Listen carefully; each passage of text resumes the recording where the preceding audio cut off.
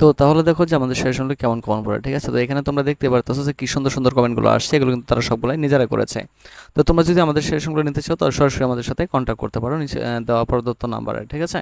তো চলো শুরু করি আমাদের আজকে ভিডিওটি।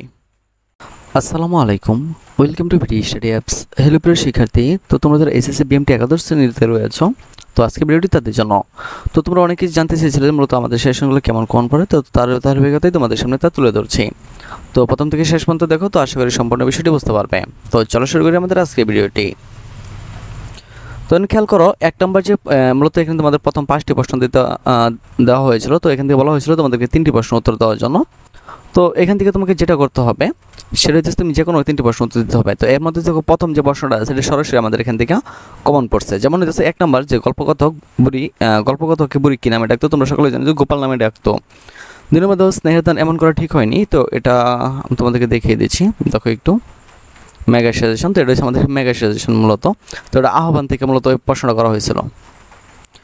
তো দেখো আমি একটু দেখি, দেখো স্নেহের দান এমন করা ঠিক হয়নি, তো এটা এখান থেকে সরাসরি কমন পড়ছে। ওকে, তো আমি একটু দ্রুত করার চেষ্টা করব কারণ আমাকে অনেক কাজ করতে হবে এখনও।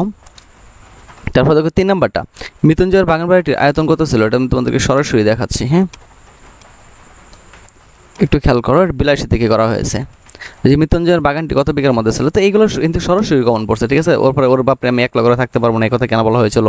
পরে দেখো এখান থেকে হচ্ছে যে আত্মাকে চিনলে কি আসে, তো এটাকে এনে আমাদের কাছে আছে, এটা সম্ভবত তো এখানে বলা হয়েছিল যে কখন আত্মনির্ভরশীলতা আসে, তো এখানে বলা হয়েছে আত্মাকে চিনলে আত্মনির্ভরশীলতা আসে। তো এখানে কিন্তু আমি সবগুলো সুন্দরভাবে গুছিয়ে দিয়েছিলাম। হ্যাঁ, যারা তোমরা কমন পড়ার পেছনে মূল টপিক হচ্ছে মূলত আমাদের ভিডিও স্পেশাল গ্রুপটা, ঠিক আছে? তো আমাদের এই গ্রুপটার জন্য কিন্তু আমাদের সেশনগুলো শতভাগ কমন পড়ে।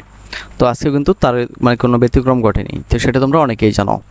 তো যাই হোক, মূল টপিকে ফিরে আসি। সেটা হচ্ছে আমরা একটু পরের প্রশ্নগুলো দেখি।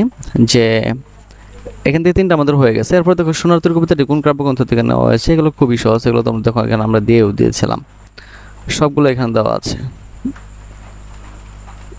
সোনার তরী, হ্যাঁ, এই দেখো সোনার তরী কাব্যগ্রন্থটি কোন কবিতাটি কোন কাব্যগ্রন্থের অন্তর্গত, তো দেওয়া আছে সোনার তরী কাব্যের গ্রন্থের অন্তর্গত। তো এইগুলো কিন্তু সবগুলো আসছে, বুঝছো? এগুলো তেমন কিছুই না। তারপর হয়েছে দেখো এই যে কারা পদ্মার 2 তীরে নাঙল চালাই, এটা খুব ভালো করে তোমরা জানো, ঠিক আছে? তো এটা তোমাদেরকে একটু দেখিয়ে দিই। যাবো স্যারে বলতেছে, স্যারে এমনি এমনি বলতেছে আসে না। হ্যাঁ, এটা হচ্ছে পদ্মা কবিতা থেকে দিয়েছে।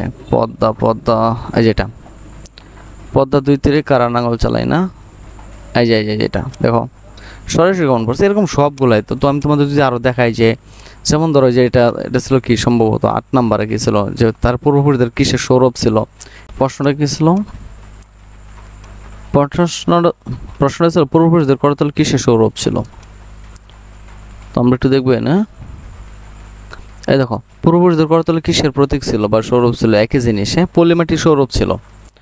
তারপর হচ্ছে তার পিঠে রক্তচাপের মতো ক্ষত ছিল, তো দেখো এটা এনেই রয়েছে। তার পিঠে এই যে তার পিঠে রক্তচাপের মতো ক্ষত ছিল, দেখছো? এটা এখান থেকে কেমন পড়ছে। ওকে, তারপর আমরা আরও দেখি। এটা আচ্ছা, আমাদের এখানে আরেক নেই। তবে তাহার পরে কবিতাটি কোন পত্রিকা প্রকাশিত হয়? পরে অপেক্ষায় ঋতুরাজা কেন তুমি দাও তুমি ব্যথা, এটাও এনো আছে। হ্যাঁ, এটা এনে আছে। তাহার পরে মনে কোথায় কোথায় কোথায়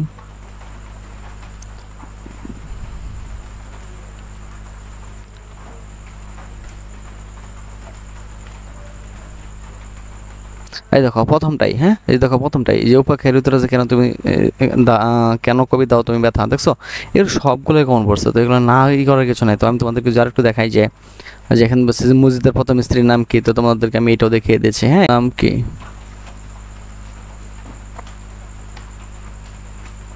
এই দেখো মসজিদের প্রথম স্ত্রীর নাম কি। হ্যাঁ, এটা এখান থেকে কমন পড়ছে। ওকে, তারপর আমরা আর একটু দেখি যে মাজার তার শক্তির মূল উৎস বা শক্তির মূল।